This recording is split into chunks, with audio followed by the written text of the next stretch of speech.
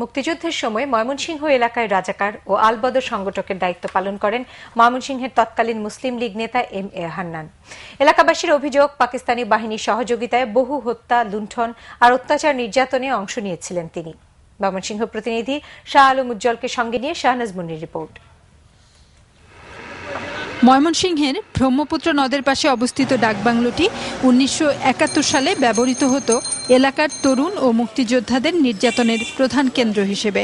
মুক্তিযোদ্ধা হাবিবুর রহমান জানান, নির্যাতন শেষে মৃত মানুষদের লাশ ফেলে দেয়া হতো এই ব্রহ্মপুত্র নদে। শান্তি কমিটির প্রধান ছিলেন আব্দুল হান্নান সাহেব।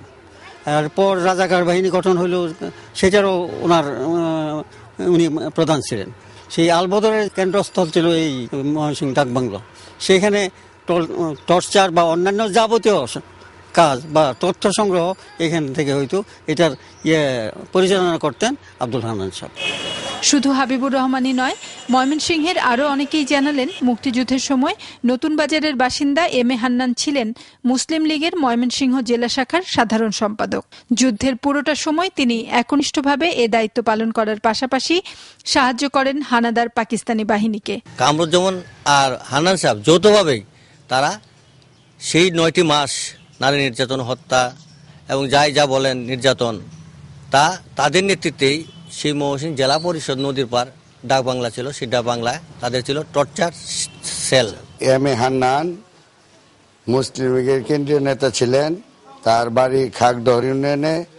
তাকে নিয়ে খাগডহর ইউনিয়নের স্বাধীনতার পক্ষের শক্তি বিভিন্ন সময়ে বিক্ষোভ মিছিল করেছে, বিভিন্ন সময়ে মানববন্ধন করেছে, স্বাধীনতা বিরোধীদের কুশপুত্তলিকা দাহ করেছে।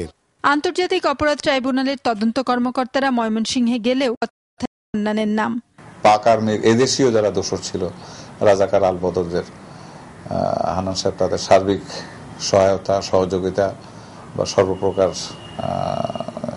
তার যে আনুকূল্য দেওয়ার সবকিছুই তিনি করতেন এবং তার বাড়িটাও অনেক সময় রাজাকারদের অফিস হিসেবে ব্যবহৃত হতো। এই মর্মে কিছু সাক্ষাতে জবানবন্দিতে তার নাম এসছে।